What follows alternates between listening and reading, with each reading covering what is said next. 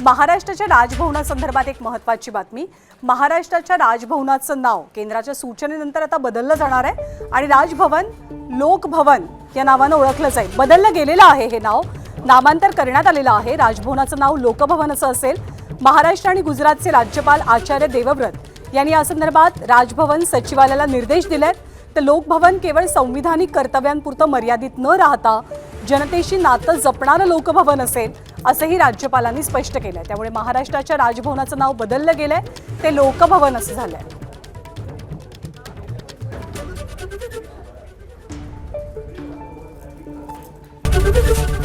ABP माझा, उघडा डोळे बघा नीट।